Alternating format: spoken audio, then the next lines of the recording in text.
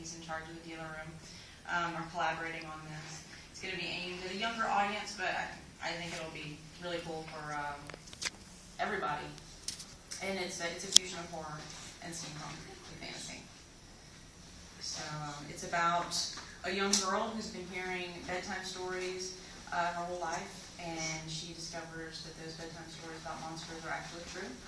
And it becomes a part of her life, and this way she goes on a marvelous adventure and becomes a monster hunter. And the name of the book is Elli Caskall, Monster Hunter, and it's going to be a trilogy. The first one comes out in October of this year. I'm going to start with chapter 1. Elli Caskall was 9 years old and believed in monsters. She saw one just yesterday, climbing into her grandmother's well at dusk while out collecting butterflies. It cackled at her with a dry, gritty voice. Elli wasn't really surprised when the small, hunched-over thing stood on the lip of the well and glared at her with big yellow eyes that seemed to glow in the setting sun. Its skin looked scaly and rough like a lizard's, and it was hardly wearing any clothes. It saw her, and she saw it, but she didn't run screaming to her dad like some silly little girl. Elli watched it scamper down the well and out of sight. She stood there for a few minutes and then went back to collecting her butterflies, like it was a normal day's occurrence to see a real monster out in the wide open. But things had never quite been normal for Elli. Her mother, Elli Caskall, taught at a big school. It was a university, and it was a few hours' drive away. Elli's mother wasn't home much, but recently she hadn't been home at all, not for months. It was odd for Elli not to see her mother for such a long time, and it had created feelings of unwanted change for her. Elli would usually see her mother on the weekends, and they would spend the entire Saturday together, just the two of them, doing all sorts of things, reading a few chapters in a new book, going about the fields surrounding their own house or her grandmother's, naming all the trees and flowers that they saw. Sometimes they would hunt for insects and spiders. Her mother was so good at knowing where to look, tracking them to the trees or shrubs that she knew they would be hiding in. She'd been teaching Elli this and many other things since she was very small, and she never hid anything from Elli either. If Elli had questions, Ivana would answer them truthfully. While most of the kids at school were putting their dolls and toys aside for other, more grown-up things, certainly not giving much thought to monsters and adventures, Elli held on to these things even more so. This caused some teasing and name-calling from the other kids, but Elli didn't mind. They would never risk really offending or alienating her, because then who would help them with homework during lunch and after school? She was one of the brightest in her age level, and although she might seem a bit odd at times, she was respected by her classmates. The truth was, they envied her to a degree, and whether they drew any connection between her home life and her odd behavior, they all wished they had a mother as cool as Elli's. Ivana never tried to squash her daughter's imagination or close her mind, and certainly never told her that monsters didn't exist. It was quite the opposite. Her mother told her they most certainly did exist, but one had to be very smart and quick to see them. Oh, they do exist, Elli, but you have to be quicker than a sprite's wing to see them. Elli remembered her mother telling her this numerous times while out on their adventures in the woods. Being 9, Elli didn't really ponder the matter as deeply as an older child might. Her mother seemed confident of it, so she simply accepted it as fact. Ivana never lied or made up tall tales to toy with her the way some adults did, and was therefore easy to believe. For this reason, Elli was hardly surprised by the appearance of the creature at her grandmother's well. She barely blinked. In fact, she smiled, proud of her quickness in spotting the vile, nasty thing, watching until it was out of sight, and then went on about her business. She couldn't wait to tell her mother when she came home again. Elli was sitting in the kitchen having a supper of pizza, her favorite, when she told her dad about seeing the monster. Roger Caskall's expression was not what she had hoped. In fact, it was just the opposite. He grew visibly worried, even nervous, as he went about clearing the table. Roger made little comment, not gratifying Elli's wish to impress him with her cleverness.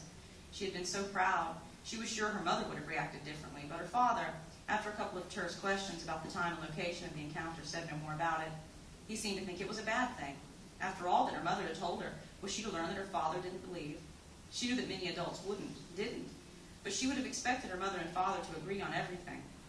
Elli tried to remember ever having a conversation with her dad like the ones she shared with her mom, and couldn't remember any. Oh, they did lots of things together. They both loved to build models. And her father had taught her to love reading, and added shelves to the library just for her own collection of books. But she couldn't remember ever discussing monsters, fairies, or anything of the sort with him. Maybe he didn't approve of such things. I'll go ahead and finish up here, Elli. I got you a new book today while you were at school. Her dad smiled, but she knew that smile. It was the one he wore when something had upset him. Oh, really? She let the idea out of her new book push thoughts of her mom to the side. Yes, and I think you'll like it, Roger said. It's on your chair in the library. Now go on and get a head start on it. You can fill me in when I've finished with these dishes. When he looked again, she was gone. He smiled and dipped the last plate down into the warm, soapy water. Elli had always been such a good kid. She was thoughtful, obedient, and quiet. She was also intelligent, her mind grasping new things quickly and retaining them. And she was her mother's daughter. Oh, she had certain qualities that reminded Roger of himself. Her eyes were the same amber brown as his, and she was good with her hands. She could easily turn the inventiveness of her mind to making things like the miniature village they had been working on together for the past 2 years. It was a model based on one of Elli's favorite stories, and Roger had helped with much of the work, but the idea was hers. Her adventurous nature, though, was all Ivana. Her mind was always a few steps ahead of the situation, and when her body was trapped indoors, her mind was miles away. She might be sitting at home, reading, or doing schoolwork, but secretly she was scaling mountains, exploring caves, crossing deserts. It was what she loved so much about reading. It took her outside the mundane routine of life. That was just like Ivana. Elli needed action and adventure. Standing still was not in her nature. Roger's ideal was the quiet at home, with children and pets, and the day-to-day satisfaction of making it all work. His fantasies were filled with fishing trips and holidays at the seashore. Ivana was far more ambitious, and as Elli grew, he saw that his precocious little girl had inherited every bit of her mother's very positive attitude towards life. Reconciling their different approaches to life, had not been the easiest part of their marriage. In the end, Ivana had agreed to move into Roger's old house in the country to accommodate him. He could never have been comfortable anywhere else, but Ivana had maintained her career, switching to the less active role of teaching to remain active in her field while also making room for family. This meant she could often be gone more than Roger would have liked, but he knew that compromise was necessary, and he could never have asked Ivana to be miserable for his sake. The house was over 3 stories high and quite old. The wooden floors creaked as Elli ran over them to the library, which occupied most of the second floor. She ran through the den, which was much the same as those of other families. It had a large flat-screen television, a long L-shaped sofa, a computer which the family shared, and a single recliner for her dad. The walls were decorated with pictures, landscape paintings, and other odds and ends. Many of them were quite old, and had been in the house long before Elli was born. The house had belonged to her father's family since it was built. Elli's grandmother had lived in the house most of her life, but when Roger and Ivana married, she retired to a smaller house nearby and gave a spacious family home to her son and his new family. The house sat upon a very large expanse of property, and Elli's grandmother had taken what years ago had been workers' housing, a small wooden house for farmhands and their families. It made a cozy cottage for a widow, she said, and kept her close to her son and grandchild without imposing on her daughter-in-law. It also made visits quite easy. The smaller house was at least a mile's walk through the woods, but a mere 5 minutes' drive along a circuitous road that looped the property. But even though she had moved out some 12 years ago, the house looked much as it had when Roger was a young boy. Ivana had, of course, brought things of her own into the house when they married, and it was easy to tell what the additions had been. Her father's things, the old family things, were all homely, comfortable against the old plaster walls and aged oak mantel. Ivana's, while different, were also old. Elli couldn't have said how old exactly, but they seemed it somehow. Elli flicked on a lamp that stood just inside the den at the door that led to the hall. The crystals hanging from the shade jostled and chimed as her fingers hit them. The lampshade had monsters woven into its design, long, leathery, demonic wings ringing the shade. The main creature's body, hairy and scaly, hung menacingly over a crowd of tiny bronze people who lived around the base of the lamp. His mouth opened to reveal rows of twisted teeth. The doomed little figures were cowering in fear of their imminent demise, some of them gaping upward, some pointing, and some were bent over, heads covered in dread. Other lesser demons danced around the bottom of the shade, celebrating the coming of their large brother with grotesque joy. One thing that stood out as very new among this mixture of artifacts was the computer, an addition made after the house had passed into Roger's keeping. Elli decided to see if her mother had sent any messages when Ivana was away, especially as long as she had been this time. She made a habit of calling every night around dinner time. It was almost 9 o'clock now, and there had been no call. Elli jiggled the mouse, and the monitor came to life. "Dad, something's wrong with the computer." The monitor flickered, and the email program wasn't responding. "Aren't you supposed to be reading?" He called back from the kitchen. "I wanted to see if there was a message from Mom." "It's probably just a glitch. I'll have a look at it later. Now go read your book, Elli. It's bedtime soon, and you won't have a chance to even see it." Elli bounded up the stairs, as she usually did, and grabbed the final rung at the top, swinging energetically into the right turn that would take her into the library. This time, however, her foot caught on something lying on the floor in the usually empty space to the right of the stairs. She stumbled and flung out a hand to brace herself on one of her father's antiques. Doing so upset a burnished brass box, a thing of her mother's, and she grabbed for it with her free hand, barely saving it from an unfortunate tumble over the railing to the foyer floor below. She pulled the little box from her midsection where she had instinctively cradled it and placed it back on its table. It was a curious thing, not really pretty, but intricately carved. Like so many of her mother's knickknacks, it was engraved all over with strange beasts. Elli had never paid much attention to these things. Most of them she had assumed were out of bounds for her, as they belonged to her mother, and she had been told more than once that nothing but trouble could come of meddling with things that didn't belong to her. They had become part of the background of her life in the house, like the color of her own dark blonde hair, something so familiar it had ceased to be noticed. But for the first time, she really noticed the box, noted that several of the little creatures crawling about on the finely wrought lid bore more than a little resemblance to the things she had seen only yesterday. She examined the sides and the little curvy legs, wondering what was inside such a box. What would her mother keep in a box covered with images of her monster? Maybe it was empty. Maybe the box was only for show, for the carvings on the outside. Or maybe it had carvings within, too.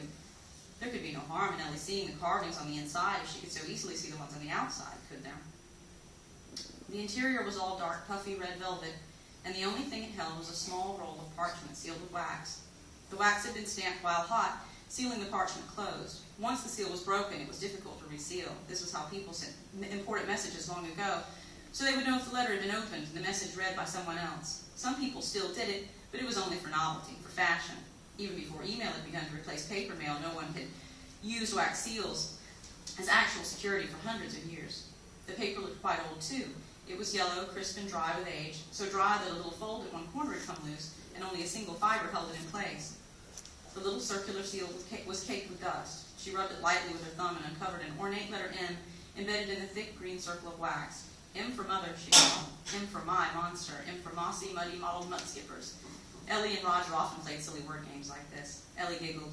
Then she thought, M for Middleton. It was the name of her mother's school. Elli had often wondered why the school was named Middleton. It sounded like the name of the town, but there was no town named Middleton anywhere near enough to have been the school's namesake. She rolled the paper in her fingers, wondering what was written within. It was like a little treasure map, all crinkly and mysterious. She knew she should put it back in its little box and go read her book. It wasn't hers, and her mom had warned her about opening things she knew nothing about. She knew she would never be able to put it back the way it was, either. But it fell, and it was old. She had picked it up and put it back, but the seal had broken in the accident. No real harm done. The lights flickered, making Elli jump a little. She stuck her head cautiously over the railing. The light in the kitchen was on, so her father must still be putting away the dishes. She looked back down at the scroll and ran her thumbnail gently along the edge of the waxy green disc. She would have expected it to come loose more easily, but it held fast against the half-hearted advances of her thumb. She wandered slowly in the direction of her own chair while continuing the attack against the little scroll, but she was brought up short by the sound of breaking glass downstairs. The lights flickered, this time for several seconds, and then the house went dark. She stopped and listened for some reassuring sound from her father, but there was only silence. The creak of the stairs made her turn quickly, holding the scroll behind her as she eased herself down onto the edge of her chair. Her father appeared, flashlight in hand, from behind the topmost corner railing, his face ashen. "Elli," he said, his voice low and harried. "The secret cupboard. Don't stop. Don't ask questions. We've talked about this, and you know what to do. Go now and don't make a sound." And then he was down the stairs and out of sight. Yay.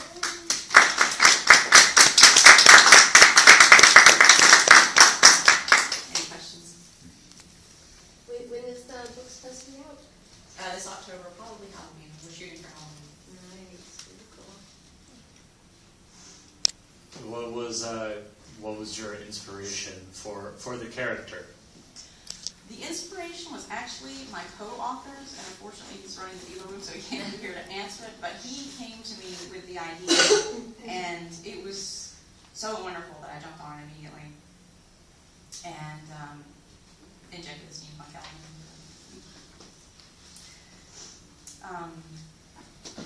Will this be available in ebook?